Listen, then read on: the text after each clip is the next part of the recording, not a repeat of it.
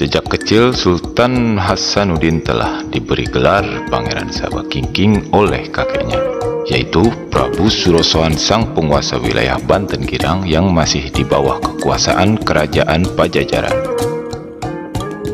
Begitu sang Prabu wafat, kedudukannya diwariskan pada putranya yang bernama Arya Surajaya atau Prabu Pucuk Umun. Kala itu, agama yang diakui masihlah agama kepercayaan atau Sunda Wiwitan. Sultan Maulana Hasanuddin memiliki peran penting menyebarkan agama Islam di wilayah Banten. Ia pendiri Kesultanan Banten, sekaligus menjadi penguasa pertama kerajaan Islam di Banten. Sultan Hasanuddin adalah putra kedua dari Nyi Kawunganten, putri dari Prabu Surosoan, dan Syekh Syarif Hidayatullah, atau yang lebih dikenal dengan sebutan Sunan Gunung Jati. Pada saat Sunan Gunung Jati kembali ke Cirebon untuk menduduki posisi sebagai Adipati Cirebon, menggantikan Pangeran Cakrabuana yang merupakan putra dari Prabu Siliwangi yang sudah wafat, Pangeran Hasanuddin lebih memilih tetap tinggal di Banten untuk menyebarkan agama Islam dan mendirikan pesantren di Banten. Seiring waktu, dakwah beliau membuahkan hasil sehingga nama beliau menjadi semakin besar, sehingga masyarakat setempat memberi gelar Syekh kepadanya. Sejak saat itu, ketenarannya jauh melampaui sang penguasa Banten, yaitu pamannya sendiri yang bernama Prabu Pucuk Umun.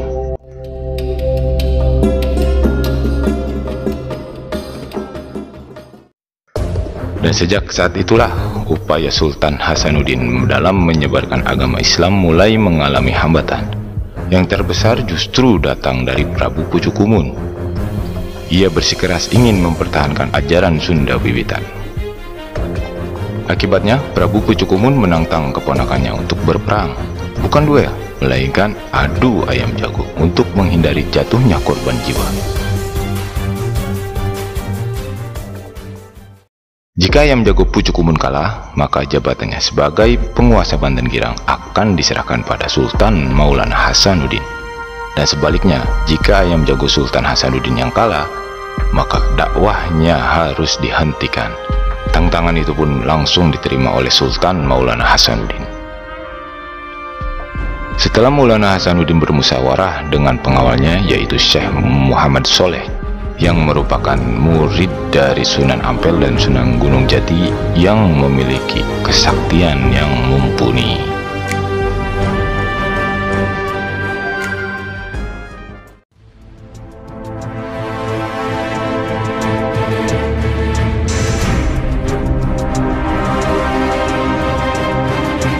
Akhirnya disepakati yang bertarung melawan ayam jago Prabu Pucuk Umun adalah Syekh Muhammad Soleh yang menjelma menjadi ayam jago.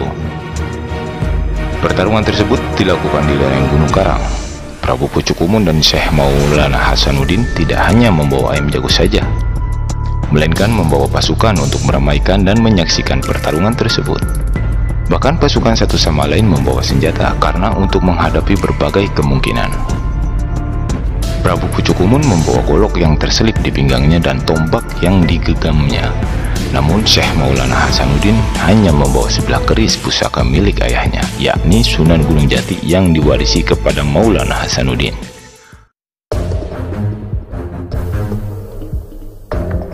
Duel ayam jago tersebut berlangsung sangatlah sengit, saling serang satu sama lain. Tak hanya ayam jago saja sejatinya yang melakukan pertarungan, tetapi Prabu Pucuk Umun dan Sultan Hasanuddin pun bertarung secara batin. Mereka saling serang dengan ajian ilmu kanuragan yang mereka miliki, dengan mentransfer energi ke tubuh ayam jago andalan mereka. Namun akhirnya ayam jago milik Sultan Hasanuddin merupakan jelmaan dari Syekh Muhammad Soleh lah yang memenangkan pertarungan. Setelah memenangkan duel tersebut, sontak para pengikut Prabu Pucuk Umun terdiam tampak merasa kecewa.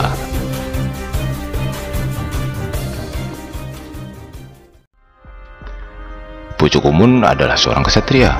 Ia mendapati janji dengan menyerahkan tahta kekuasaan Banten kepada Sultan Maulana Hasanuddin. Selanjutnya, ia dan para pengikutnya mengasingkan diri dan membangun perkampungan baru di wilayah pedalaman selatan Banten. Atas perintah Pucuk Umun, para pengikutnya diminta menjaga alam serta mengelola kawasan tersebut dengan cara para leluhur atau karuhun. Konon inilah yang menjadi awal mula orang Kanikes yang lebih dikenal dengan sebutan suku Baduy.